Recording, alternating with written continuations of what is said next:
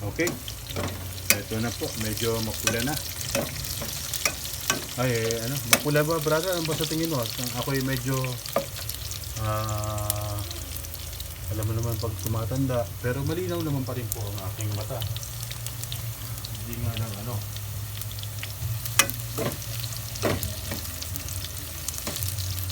ganun ka tala sa mga letra, ano po. So, usually po kasi pagka sabi nung isang nakausap kong ophthalmologist, eh, pag at the age of 44 daw po, eh, medyo nagbablur na nga din yung paningin natin. So, tama naman po yung sinabi niya kasi nung edad na yon, eh, yung po, nakita nyo, humiwalay na po yung mga, may mga natira tayong balat-balat, humiwalay po ng kusa nung nainitan. Ha? So, pansin nyo, ayan, tinatanggal po natin para po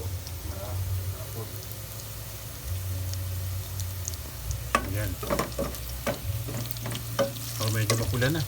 So, ihalo naman po natin ang sibuyas. Ano? Ayan, kita nyo, ha? Medyo delikado pa lang dahil naman po ito yung for personal consumption. Eh, talagang ating ano po, yamihan ang regalo. Say hi! Say hello dito! Hello dito! Tara ko na naman kasi. Hello! Yan! Yan po yung aming baby. So, okay. Okay. Yan po.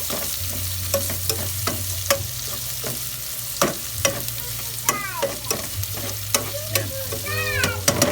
So, pagkatapos po ng sibuyas, ay susunod naman natin itong ating kamote, bro. Yan. Focusan mo naman. So, yung kamote. So, nahugasan na po natin yan, pero banlawan pa po natin ng konti para maano. Yan. Okay. Tapos patikpitin po natin.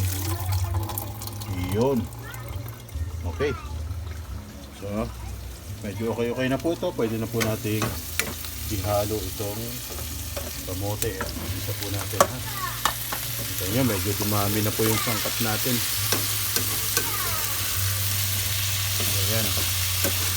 So, medyo palambutin po natin ng konti. Medyo na wala na mantika o dagdagan po natin. Kasi napaka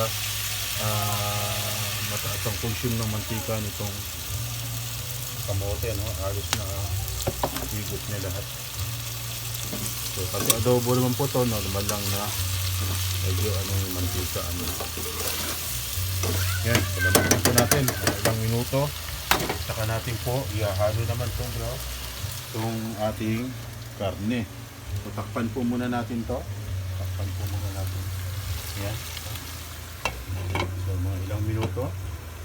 Pag nakita natin medyo lambot-lambot na po yung kamote, and then ihahalo naman natin itong karne. Ano ho? Okay. So, for the meantime po, linisin na naman natin. Habang naghihintay tayo ng paglambot ng kamote, linisin naman natin itong ating pinagkalatan dito.